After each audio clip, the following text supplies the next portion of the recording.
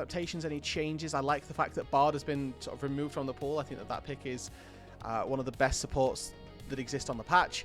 We've still got Yunari, Lulu, Corki, Nami. We've still got a wealth of high-profile junglers that are available. I'm looking at Xin Zhao in particular as one of those picks that we may well see either of these two default towards. Just gives you so much skirmish power, a really consistent way to engage and find frontline in these early skirmishes. So we'll see if those picks end up being taken away, if they end up being targeted.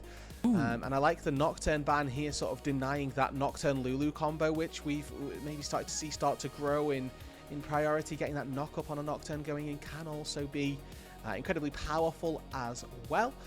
So it's going to be a little bit of a denial away, and maybe expecting Weibo to head into that Yunara Lulu bot lane as well. Karma, Varus, or Mbessa might be open for a first pick depending on what the priority is for BLG. Weibo ban out Xin Zhao, so they're trying to put a pinch on the effective jungle pool. Now the only skirmishers that's kind of left from the meta list is Vi, but Jiejie has already shown he's willing to play Lee Sin. So now this might push Shun, if he doesn't want to play Vi, to play something instead like Skarner for a frontline.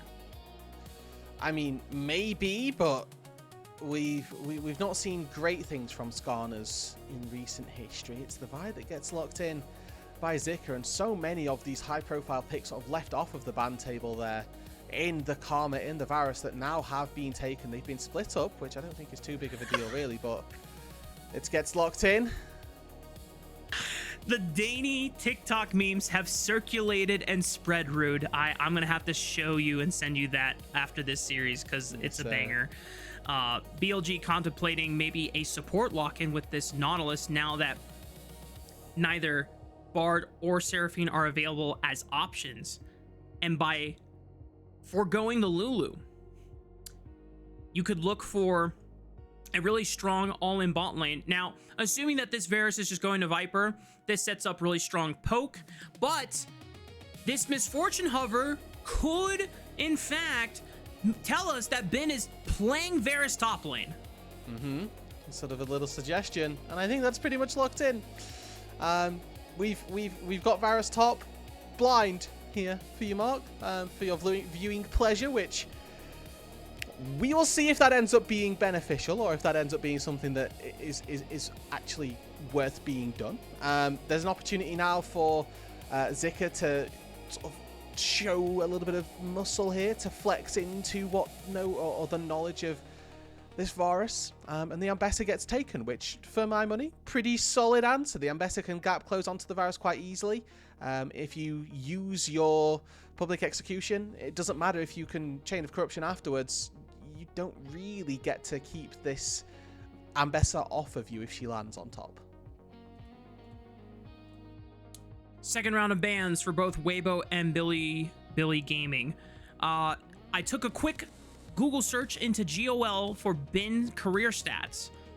He has not played a single Varus game, so this is going to be his Varus competitive debut if it is locked in top lane. Now, if we get some Power Evil Varus mid lane type beat instead, and Knight decides to, you know, break the mold here, that could be fun. But you know, based on the numerous Varus tops we've seen, I'm imagining this is for Ben. Now, Weibo are trying to continue down the line of possible jungle picks for Shun. I do like the Poppy pull. That is a Shun special, and that would provide a lot of disengage power since you already have some potential single target lockdown with both Varus and Nautilus already on your side. Yeah, I would say it's a pretty safe bet that we've got that Varus going on the top side. I like that we've drawn attention to some of those bans. Now that Skarner that you highlighted has been taken away as well, so we could end up seeing, you know, an even deeper pull into that jungle pool for Shun, as he's going to struggle to find something that's, you know, of that same caliber. I mean, I'm looking at things like maybe even the Kiana start to come back out to play.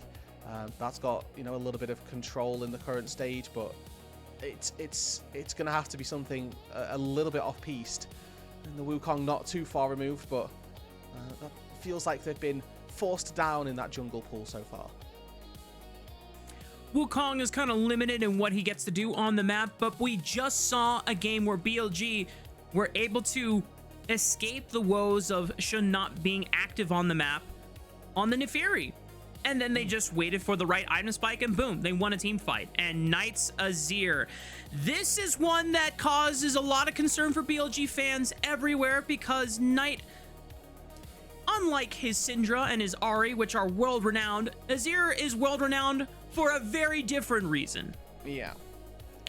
It's, in case you couldn't tell, folks, not the good reasons. But he is playing up against the LeBlanc, which is going to make his life even harder, as the LeBlanc typically a really good answer to the Azir, not singularly because she can distort out of all of your damage if you put soldiers down and then she distorts over it, but also her ability to lock you down in place is also very, very scary if that chain does land.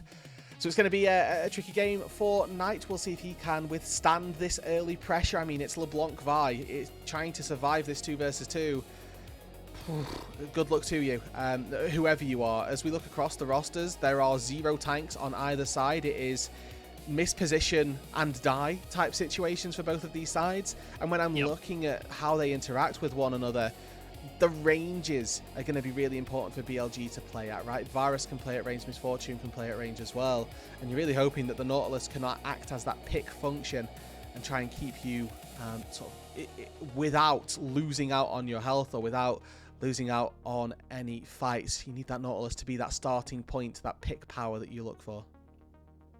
We'll see if Weibo can try and push us to 3-game series, or if Bilibili Gaming, despite the odds, despite the champions they have locked in, a little bit out of comfort and new territories for them, will not deter them from dominating this series. It's time to hit Summoner's Rift for BLG and Weibo Gaming.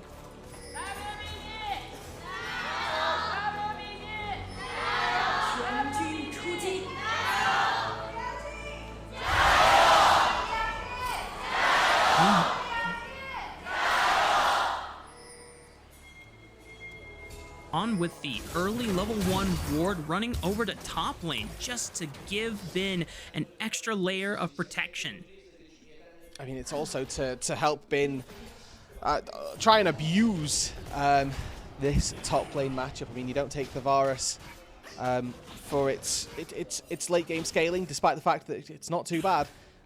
You take it to make the enemy top laner's life miserable, and Bin gonna look to make that one work. We highlighted earlier on. Ooh, good hook lands here already. Barrier expended, but you do it to really make them struggle on that top side. Bin, you would like to say, we highlighted in the draft and in the pre-show that he's been one of the large proponents for a BLG success. Now, in game 1, it wasn't the case that he was a massive impact, but him being ahead has typically resulted in BLG succeeding. Last game it was Knight, and the second one of those 2 solo laners that made the difference. So I hope the ideal is they can continue to use these solo laners whilst relying on a very self-sufficient 2v2 on the bot side. Yeah. While there is definitely a lot of issues for BLG in their prior 2 series losses against NIP and Top Esports in particular, one of the main trends was Bin getting ganked and kind of camped. And right now, Jiejie is thinking, what if I did just that? Hello, Bin. I see that you have failed to crash this wave at the right time. Early Q flash is going to force Bin to flash, but he never expended the Vault Breaker until after the flash connected. Bin will still survive, though, and it's at the cost of 2 flashes from both Zika and Jiejie. I mean, I'm happy with that trade. I am Bin. A few minions get lost into the turret as well. The wave fully crashes. So I get to recall for free. The fact that I don't have teleport isn't a big deal there. It does mean that I can walk out without having missed all that much. Obviously, this did give a little bit of time over to Jun as well, as he's able to clear all of his camps and now has a lot of free time to try and make something happen. Looks like pings are towards that bot lane crab. I think that's a little bit overzealous given the fact that your support is in base, that the enemy bot lane is Jin Karma, but I like where his head's at.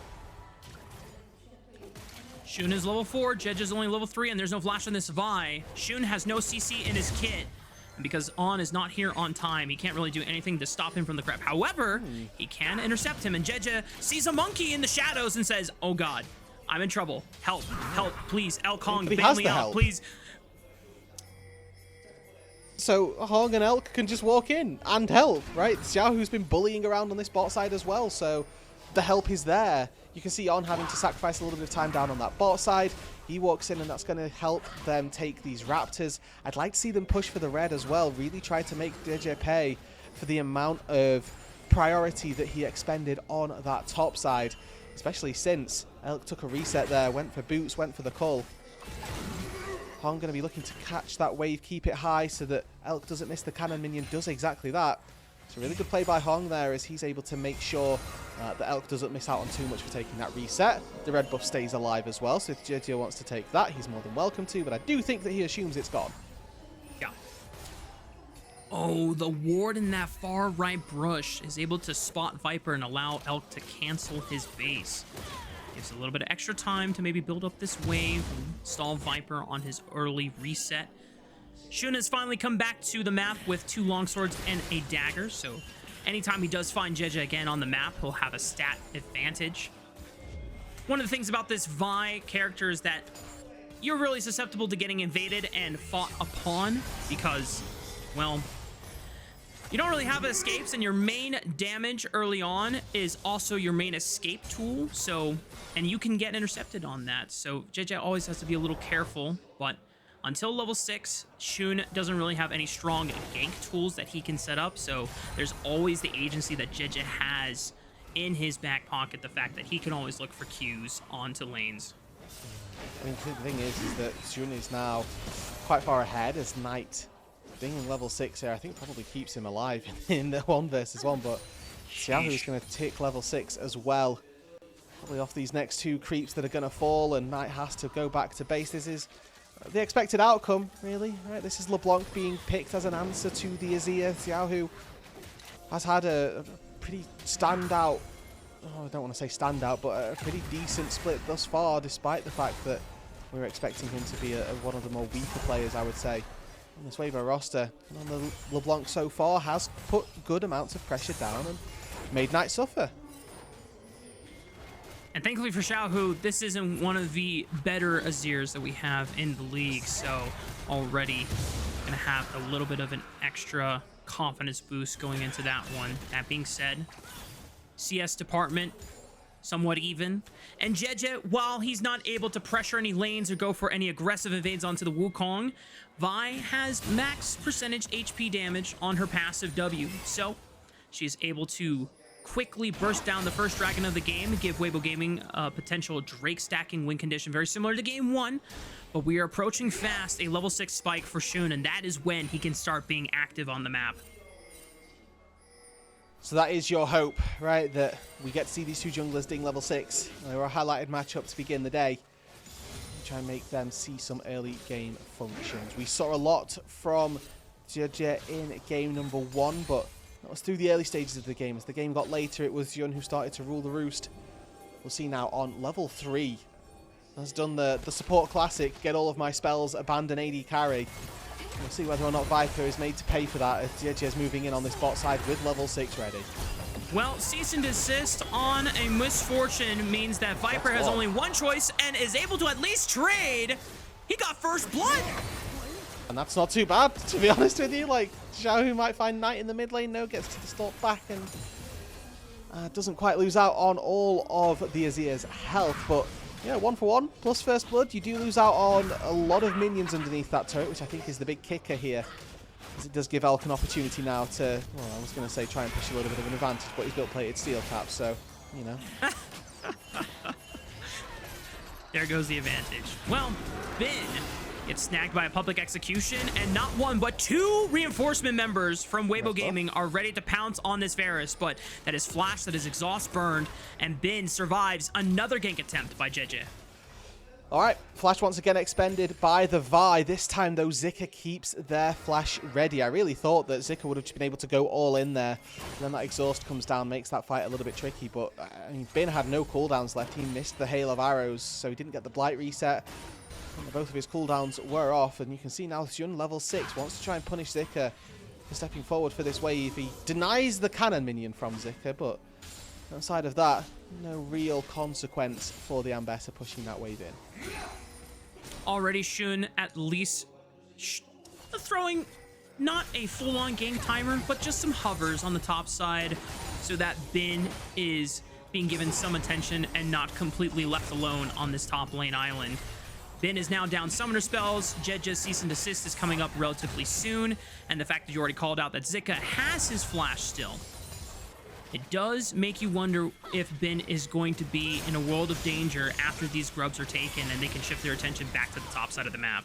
Yeah, and again, right, talked about the compositions and who I'm favouring as we move later. I do think that for BLG, they've got a really tricky composition to execute as the game gets later. You know, they don't particularly have a front line. They've got Xiaohu, who's going to try and cause a little bit of chaos, where Zika and Jiejie, they're so coordinated in the way that they can die. If you press cease and desist, public execution, you can't miss on the follow-up. And whoever they target, most likely to be Knight, can just, you'd like to think, fall under the weight of all of the damage that's there. Now, I mean, the good thing about this BLG composition is that if Knight does get focused in an ideal world, you've then got Viper and Bin to dish out the DPS as well. So it's whether or not Weibo can do enough damage to enough members. I think that the likelihood is that they'll find damage onto one target. If they can find the second, that's then when the good things are going to start happening. Bone blading is a hell of a drug for Knight, as it does keep him from taking too much damage from Xiaohu on that trade. I thought that there was going to be an angle for Jiejie to slide on over to the top side of the map, but Bin with that ward on the Pixel Brush and the Fey Lights allows him to have enough vision and enough time of warning as soon as Jiejie does show up on the top side. And Shun is now hovering. Not sure if... Oh my goodness! That's the drive-by sigil. It's going to go flying through the air. Chain of Corruption. Decent damage onto Zika. And with Shun in the area, it allows Bin to safely get this crash in, and Zika now potentially forced off the minion wave because he has no idea if Shun was going to stick around for a dive with that Cyclone. Yeah, there's no wards there either, so could very easily have stuck around and pressured Zika there, but it's a bit rough for them because just as they've gone back to base, forced to go back once more, channels the teleport though this time, picks up an extra longsword, working towards that Eclipse early, and has got a pretty decent advantage in terms of those items in the early stages of this game, with Bin working towards what I'm assuming is a Hex Plate in the top side for the Varus. You've not yet opted into this you know, AP style or the Dusk and Dawn. Dusk and Dawn, yeah. Yeah, I think that's the end goal here, is that you sort of hybridize and opt into a little bit of both, but starting off strong with some auto attacks that should hurt. Yeah, a lot of our top lane Varuses have just rushed the Dusk and Dawn straight up, but I know that the build components don't always feel the best when building it because it's Sheen, Blasting Wand, and then Kindle Gem and a Dagger. And other than the Kindle Gem, everything else kind of sucks. I'm not gonna lie, just as like raw components for Varus. But the Hex Plate gives him a larger HP pool, gives him a Phage so that he can at least kite better. I kind of digging Bin's build path this game. That being said, Weibo still have full control of mid push and bot push and are able to secure the second dragon of the game. And it's another Hex Tech Soul. Who is rolling the RNG on these dragons? Weibo currently. Weibo are the ones sort of rolling these currently. They're the ones taking these early drakes and all but praying for it. It's Xiaohu threatening underneath the turret there. Q&E might have been able to do some good damage to Knight, but he's able to just about get out of danger. For Weibo Gaming, the game started out nice and easily. They've got a 0.7 thousand gold lead, so only 700 gold. And if you take that away from the top lane, overall it's about a 1.2k lead. It's really Bin who on this side lane who's looking pretty strong, pretty solid so far through the early stages of this one. The 2k HP Varus wasn't something that I was knowing that I needed in my life, but something that Bin has provided for me anyway. And again, a reminder that the way that BLG have done so well has been through getting some support into these side lanes. You can see On trying to help out Bin, making sure that he's hovering just outside of vision. There's Shun showing.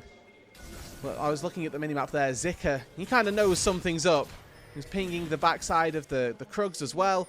Sort of saying, well, if these Krugs are up, why isn't Shun taking them? Has an idea that On is in the brush as well. And now it's Viper's turn to try to turn tail and run, but I think he's dead. Yeah, Weibo definitely deduct that, well, if On is on the top side of the map, then Viper is a sitting duck. Oh dear, you're dead too. TP's coming in. It's been on the Varus, and here comes Knight ready to swoop him in. A Flash Emperor's Divide will clip Hong and force Jiejie to burn his own. Vin is still on the chase, has already used his Summoner spell. Cannot get in range for the exhaust slow. And Bin, unfortunately, not able to cash in on the... Oh, wait a minute. On is going to connect the chain on the Xiaohu, and Bin gets paid. Yep, and this LeBlanc has opted fully into that magic damage, right? Tier 3 boots, picked up, no Merc Treads. So one piece of CC lands onto the LeBlanc, and that is curtains for her. Really well chained, really well layered between the Varus and the Nautilus. There is so much CC there. And I like that Bin held on to his piercing arrow for when he could no longer auto-attack. The LeBlanc goes invisible when she goes below 30% HP. So as soon as that procs, he knows it's time to go for the Q to try and find that burst damage that will finish off the job. Now Hong's going to get face checked. Oh, and they know that Hong might be in danger. They just send it with the Cyclone, burns the Flash. Can Bin look for a piercing arrow? The Flash from Xun. Oh no. We're getting some monkey business on the Rift right now. Xun. Everybody.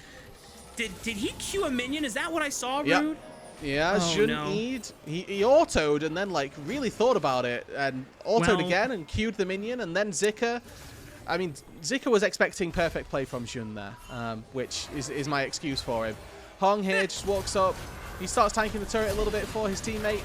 You know, homie Hung on that bot side manages to walk his way. You'd think out, but I actually think that there's an opportunity here for Weibo to have just turned on Bin immediately, and they might have been able to out their way through that bot side. And when you think it's a 1-for-1 and that BLG haven't particularly found anything, I mean, On just blind hooks into this. Because I think Xiaohu's distorted over the wall to get in here. Chain of Corruption goes down afterwards, and then you can see, look, as soon as the LeBlanc gets low, opts into her ulti. Oh, Viper's in trouble. Elk pops him. Cease and desist from Jiejie will connect on the Xun, knowing that there's no flash on the Wukong. On is the next one to fall, and Elk now has picked himself 2 kills, and he's starting to collect in all these kill credits, especially now that he's got a collector in pocket. Yeah, and with the crit cloak in tow as well, going to have a good bolster of AD behind him, making sure that this Jin is able to finally get off to the races. He hadn't been getting too many of the kills, was just sort of there, passively farming up against Viper, but now finding a couple of kills as the TP up to the top side. Xiaohu was not able to cancel the TP. The chain didn't pop in the nick of time, and Xun somehow is able to bully Jiejie off despite not having Smite available. They get the Rift Herald. And that's a massive win here. Again, it's a stalling play. Question is, can they stall for another 30 seconds and make their way down to that bot side with the dragon spawning? This is what happened in the mid lane. Looks like BLG are attempting to engage a fight, but Elk just sort of stands and face checks the misfortune.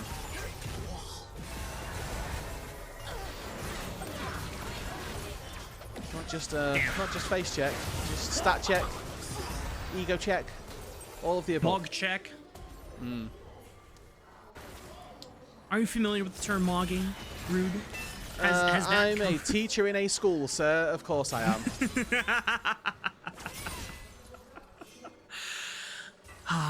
The Has that one made it language across the of Gen pond? Z. How dare you? My bad. I should have known that you guys were going to be cultured in that department as well. We have a Hextech Dragon on the Rift, y'all. And BLG, while behind in gold, have the tools necessary if they want to try and fight it. Weibo Gaming have to rally through Elk and make sure they are creating enough space because he is the one with the entire gold advantage on his team right now. And it's going to be a necessity. Those 2 items have been picked up. Obviously, they're the Mosquito Jin items, so we're slightly punishing Elk in our minds for picking these 2 instead of Storm Razor, which, for my money, Jin's best first item right now. But Collector picked up versus all of the squishies does make sense, and is going to scale quite nicely as well. Xiaohu is checking over the wall with the distortion, and Jiejie says, nope, it's not our time. We're just going to let Zika return to the top side, collect a wave or 2, maybe try and push it in for first brick. But then again, Xun got the Rift Herald and says, what if I get first brick? Well, looks like the BLG are more than happy with that. Wait, they will I'm take a liar. this. And Technically, first brick was gone to Weibo in mid-tier 1. That's on me, gang. Well, it'll happen. And you can see that they're looking for more than just their first turret of the game. They're looking for the second one as well. Potentially an opportunity to collapse here. This turret taking a good hefty time to get taken. Current call opens Knight up. puts his own turret up. Ooh, I like that. Yeah. Oh, Knight says, stand back and face the power of the sun. And Weibo Gaming says, all right, yeah, it's blinding us. Reverse please. card. This was their turret. It's now mine. I was curious to see whether or not Zika would opt into a TP down there, but he didn't have it available. Do I know what? Sorry, Rafa. There's a Yu-Gi-Oh card called Change of Heart. Oh, but there's also like Reverse Trap, and that's basically what kind of happened there. But obviously, Reverse Uno also works in that department. We have a bit of an overload on this top side. Everyone's shifting over. Oh no, Jiejie, you might be in trouble, my friend. There's a flash on this Vi. Decides not to send the dredge line. Zika has occupied the attention of Shun. The duck-brained decides, I want to attack this top turret with Bin, my good old Nunu Willem partner, as BLG now 5 members strong, pushing into the tower. Weibo Gaming, will they have a response? It looks like they're just going to give it away and back off for now. And to sum up the last sort of 3 or 4 minutes, Weibo have done nothing. They just kind of sat. Right? He sent it for Hong, but now Knight might be in trouble here. On is taking up the front lines. Shun goes for Elk onto the back. Elk flashes forward onto his former support, but Elk is not long for this world as Shun sends one more Cyclone into his back. And they're able to find Zika in the second half of the fight. Knight is still continuing to conquer the sands and conquer his foes as he slays them with the help of Bin. And a piercing arrow allows BLG to now have enough numbers to force this Baron. And now Weibo have done nothing and died before the Baron.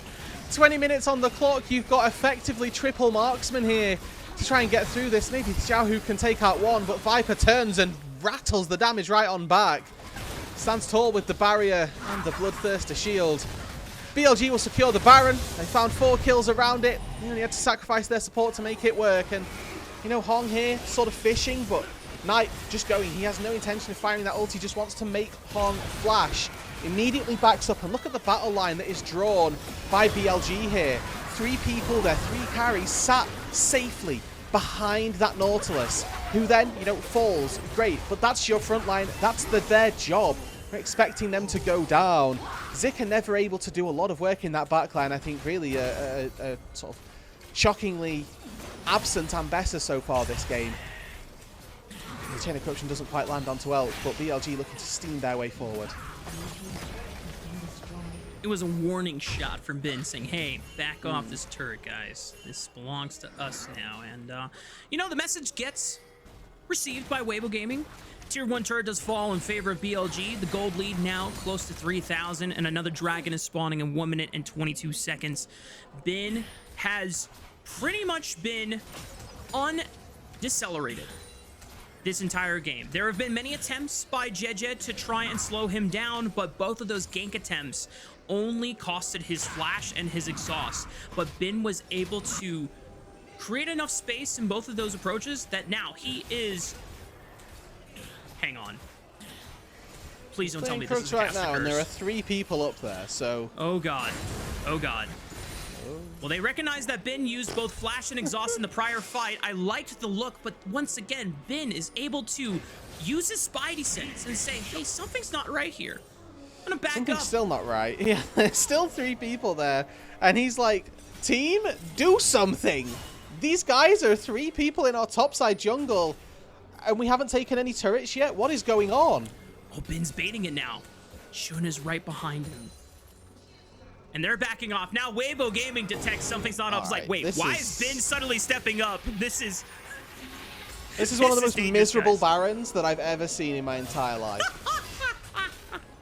I'm so upset. Like, this had the opportunity to, like, really, really give BLG a massive lead. Yeah, it's given them the 3k gold lead, but the way that Weibo just threw 3 people into that top side, and they did, and BLG didn't do anything with that. Like, Bin, walk up and die, buddy. If it gets 3 people on the map, we have 4 people showing with Baron. We'll take their inhibitor. Like, that's a fine trade to make.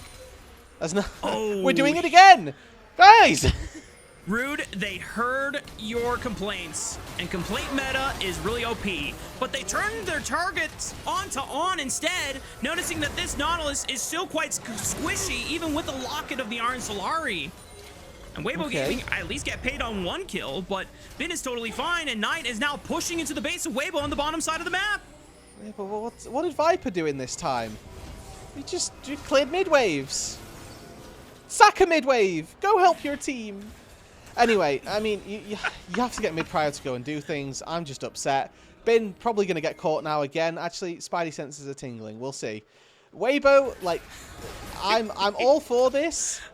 The fool me once. Oh my goodness. Oh wait, he's got a Seeker's Arm Guard. Is it gonna stall enough time? I don't think so. Wait, Knight is TPing in. Emperor's Divide onto 2. He shifts the hell out of there. He's, please help me, God. I've made a great mistake. Shun gets clipped by the public execution, and BLG have on ready to rejoin the fray off of the first death. Can they try and turn this one around? It's a 4v5, but a lot of tools have already been expended. BLG still have a Cyclone off of Shun, but BLG just forced Weibo Gaming back as they finally got their fan autograph from Bin in the top lane. I'm losing it. That was... okay.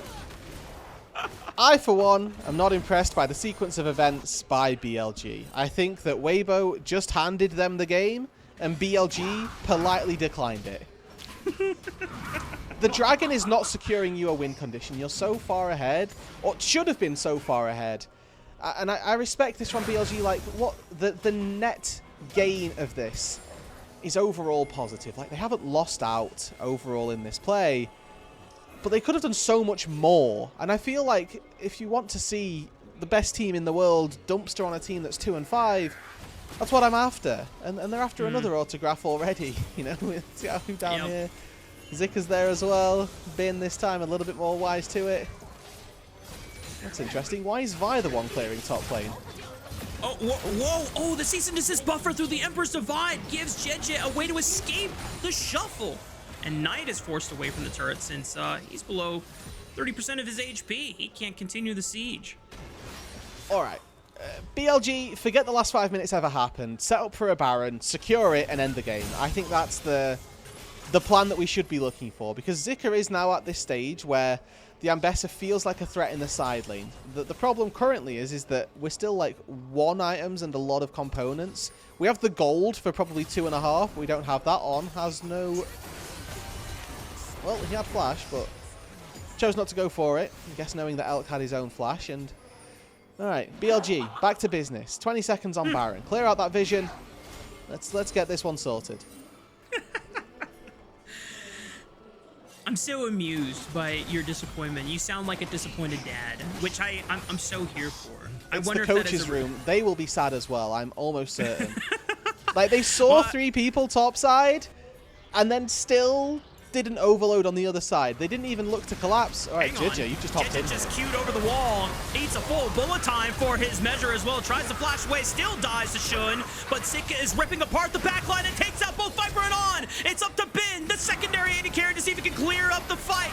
Knight on the left side is taking out his mop and just cleaning up house, and Bin does away with the other threats on the right. BLG, despite losing out on 3, still managed to take 4 down with them. Yeah, it's all single target from Weibo, and they find 3, which I think is honestly better than they could have expected, but they didn't have any resources left over for Knight and for Bin. This Varus, who'd been sort of quietly working his way through that top matchup, getting focused quite heavily. I think they're the ones that thought that they'd caught a student out, but as soon as Jiejie spots all 4, or 3 of these people here, realizes he's gone 1 step too far forward.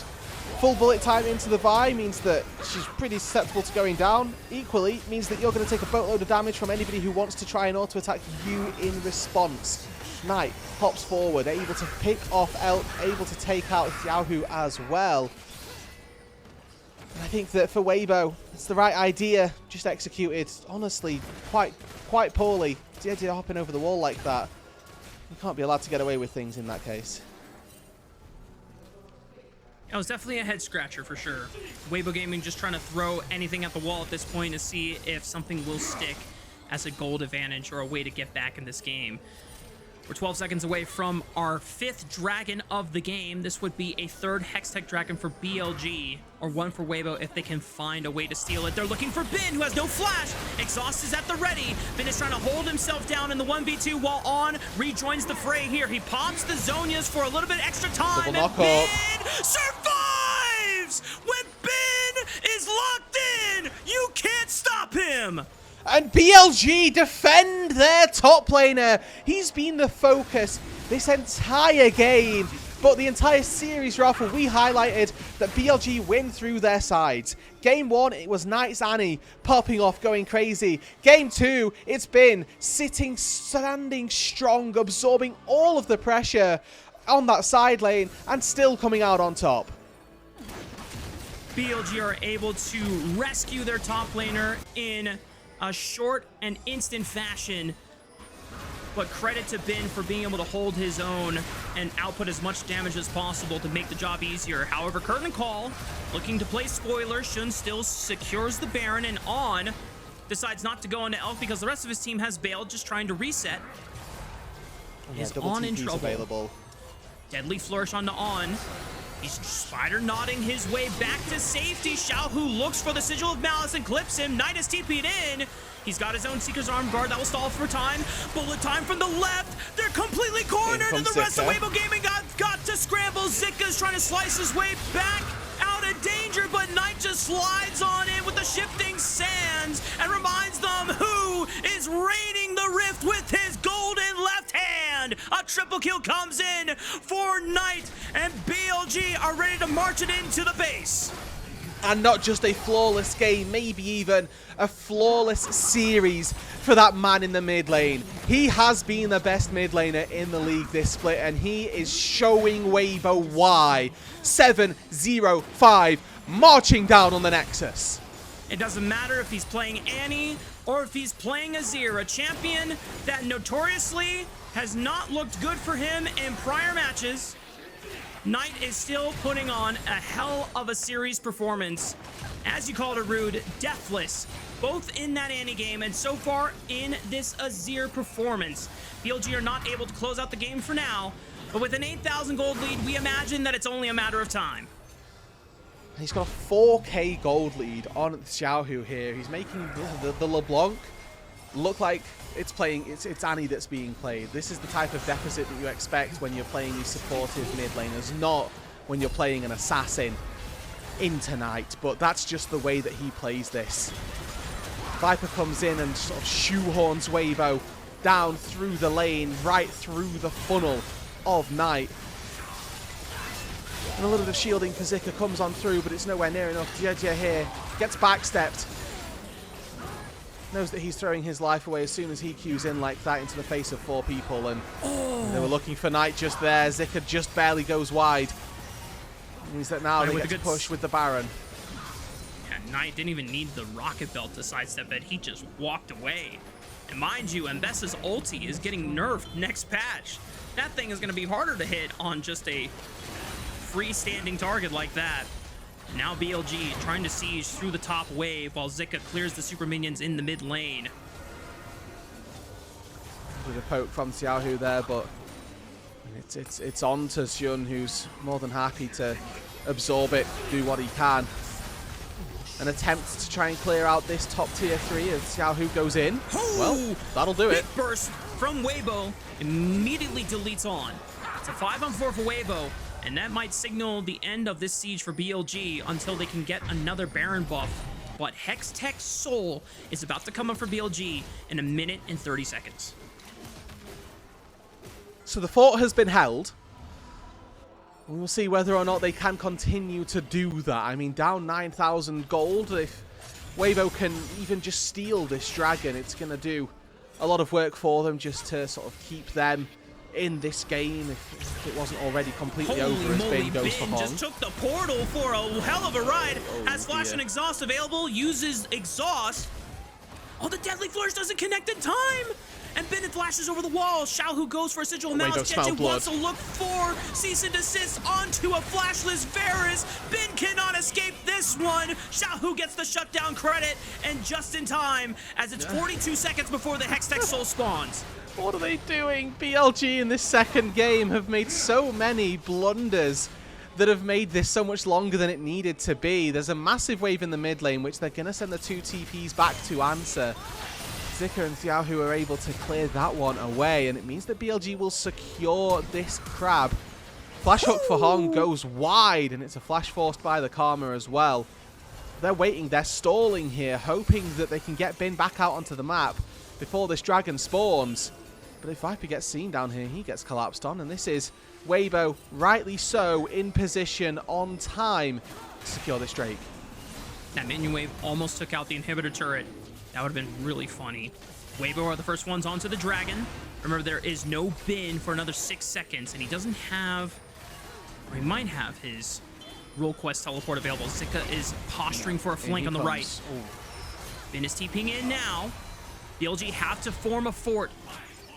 They need to protect and surround their marksmen. Viper's waiting for an angle to pop the bullet time. Shun secures the Hextech Soul for BLG, and now full retreat for Weibo Gaming. They have to make it out through the left side, but Hong with no flash cannot escape the onslaught, and the rest of Bilibili Gaming now turn their attention to the mid lane. I mean, I have no idea what Weibo are doing here. They're just standing, sitting, and watching BLG do everything in front of them. It was the problem through the mid game that they just didn't do anything with their lead. And now, when they have a numbers advantage on the map, they just sit, wait, and watch Bin join the fight. They wait for BLG to come forward, and now with the Hextech Soul and a numbers advantage, they want the series.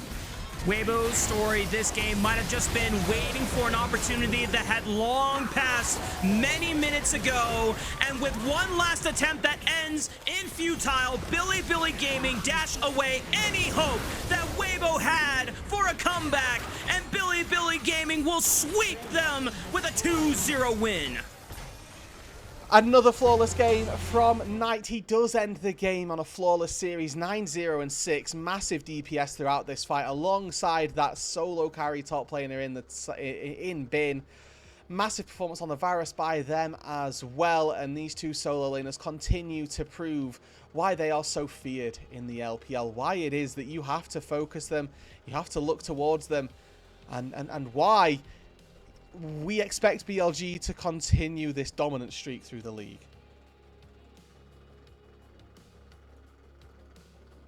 Knight continuing the show. He is him, man. Annie and Azir performances back to back. Both champions, either a lot of us usually doubt whether it's because it's the champion itself in the former, or it's specifically the Azir that is one of the few champions Knight is not nearly as practiced and as flawless with when it comes to mastery demonstration. But Coach Danny has been putting him through the ringer when it comes to multiple reps of Azir. He has been trying to get him on the Azir gym grind, Dude, and yeah, I can appreciate that because ever since Danny has come in, he has done a lot to try and elevate this team and try and polish not only their strengths, but also work on improving their weaknesses. Ever since Split 1, I think that was the most Azir reps we have ever seen from Knight in his entire career compared to a majority of the splits here in the LPL. And this one is probably the best one we've seen from him yet. Yeah, it's a really solid performance, right? Start to finish, knows that when he's going in for these shuffles, that he's doing it with safety in mind, that he's never throwing away his life. On the flip side of things, knows that actually we've got enough setup in this specific instance, so I don't need to do that. I think one of the key things is a bit like as Ezreal. When you E aggressively, sometimes it costs you, but if you do it well, you end up with an insane amount of value out of this pick, and utilizing that mobility aggressively can take you from being, like I so frequently say, being just like an 8 out of 10 Azir to that 10 out of 10 top performance. I don't think there's any doubt on who is going to be receiving player of the game into player of the series. Game 1, it definitely could have been a toss-up between Shun or Knight, but this second game, while BLG were definitely dominant in their victory, I think you were fair to call out some lackadaisical play from Bilibili Gaming when they had the clear advantage. And, you know, the one benefit of doubt that I can give them is that they wanted to avoid messing up, because that Ninjas in Pajamas series was so traumatizing in game 1, where they had a massive advantage, and they, despite having Hextech Soul, despite having a massive 7-8 plus gold lead, they managed to chuck it away and lose that first game of the series. And I can understand if BLG just wanted to say, let's just focus on not being idiots and throwing away the advantage, even if it does mean a more antagonizing slow game from them. And ultimately that's kind of where we landed, right? This hesitancy to do anything that then meant BLG just kind of spotted ways back in that probably shouldn't have been granted to them anyway. Even still, you know, it's something to learn from, and I think that for Weibo there are lots of bright spots from this game. Like the first 10 minutes of both games they make for pretty good watching. You watch the rest of them, then you're probably a little bit more disappointed, but there's lots of good things for them to take away. I think that it's just now about making sure that that mid to late game gets shored up and that they know how it is that they're supposed to close out. Yeah. If there's any bright spot for BLG in terms of overall improvement from their prior series, I'm going to give my hat off to Bin. Because in the first game, obviously, top lane, low-key, did not matter. Like, that top lane was kind of invisible that first game, and Bin was just happy to be there for the ride and just make sure that Zika did not really do anything with the small window of an advantage he had on the Aurora. But in this second game, Bin was in danger multiple times. He was pushed up, he was overextended, and Jiejie and Zika, and sometimes Hong, tried to punish that. And up until the game was practically won for BLG, they could never successfully punish Bin. This is true. And they try as they might, it just wasn't a possibility for them. So you have to give Bin credit for his ability to stand strong, to stand firm really in that side lane. And you can see the numbers running across your screen, they don't lie. It's been a really impressive performance by those solo laners. Yeah. I always have this anxiety, this ever existing fear that if my top laner locks in a marksman and I don't gank top lane, that they're just gonna get killed. They're gonna get caught. and Shun barely visited Bin during the first 2 timers where Bin had flash blown by Jiejie trying to gank his lane, and Bin is like, I got it. I have exhaust. And he pays due in the first major team fight that pretty much solidifies BLG's position in this game. It's genuinely really impressive, right? Like we can sing Bin's praises probably for the remainder of the show if we needed to, but he does just do so much work, whether it's buying time like we're seeing here. I mean, I think this was probably the one of the worst looks from BLG. This was when I started molding at how well they weren't playing, but there were fight after fight where Bin does come in, does contribute, and I think that this is a great example of it. Not a part of the fight to begin with, but keep your eyes tracking towards him on the bot side. Misses out on that chain of corruption, but he's able to come in, find so much damage onto the rest of Weibo Gaming that never really makes too much of a difference to the outcome of the fight. Like you said, Rude, BLG at their best is when both of these solo laners are able to thrive in these team fights off of the natural advantages that they were able to accrue for themselves during the laning phase. And I was definitely concerned with how well Knight was going to be able to perform, because 1, it's his Azir, and then 2, he was getting pushed in and chunked out a lot by Xiaohu, but he was still managing to find enough gold for himself that he was spiking relatively on time with the rest of his team. And he just found really good map movements where he was picking off Hong with Emperor's Divide, or he was helping kind of find a response to what Weibo was trying to do, which, once again, this game, if it wasn't ganking Bin, it was making Viper's life pretty darn miserable, and Viper is still showing despite being on a team where a lot of people thought, oh, this is going to be now like a team of BLG that plays to their AD carry, that wants to get Viper accelerated. Dog, BLG's best look is when they leave Viper on an island and he just absorbs it. They did it I'm this not game. gonna lie. They did it this game, and by absorb, like, he died twice under his turret, like, because he got abandoned. And the enemy team has a Vi, but they didn't really care. Viper was still enough of a presence that they, as Weibo, felt like they needed to focus him. BLG more than easily able to keep the leads across the rest of the map in play, and they handled the fact they didn't have too much of a marksman. I think that picking Misfortune does lend itself to that as well, because that then means the Misfortune, one of these champs that I think is relatively useless without gold, hey, don't give it gold and then you're fine. There you go. I know they can't hear, but we are definitely hearing the interview with I'm not sure who they're interviewing actually. Producer Ilya, can you confirm that just in Knight? Okay, they're interviewing Knight. Okay, well, stage interview doesn't usually indicate who won Series MVP. I think we know who got Series MVP. But let's go ahead and take a look at the standings as we are nearing the end of our show for tonight.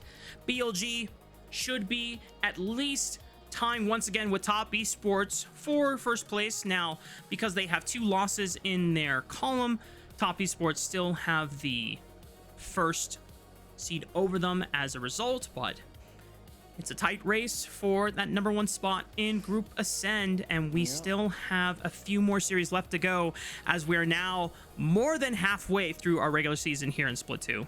We are, and importantly, you know, you've got Weibo there with that defeat that sort of secured themselves as our second team down at the bottom. We've got a pretty close mid pack here with Top Esports and BLG doing a good job up at the top, and then we've got this JDG, NIP, ALIG maybe conversation, one that Weibo would have loved to have joined, but they've not been able to do that today. Until next time. And of course, for us, that is the conclusion of tonight's broadcast here on LPL English. Back-to-back 2-0 sweeps, which I know our producer Ilya definitely appreciates because unfortunately he's a little sick and under the weather. So please go ahead and spam some hearts in the chat for our producer, because he is an absolute king and a champ for holding it down while being a little sicky sick. So hope you get better. And of course, before we close out the show, thank you very much to our elite coffee supporters, Aaron Soup and Mung. Their pledged financial contributions help level up the broadcast and give back to the cast and crew who strive to give you an English LPL product every single day.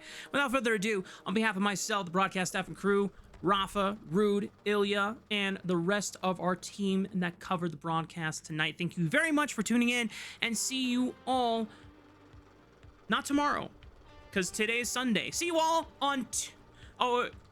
wait, is there? Podcast tomorrow. Okay, Podcast tomorrow. tomorrow. Podcast, that's right. Podcast tomorrow. I think, what, 1:40 Pacific is when we started? 1:45 Pacific? Usual standard go time.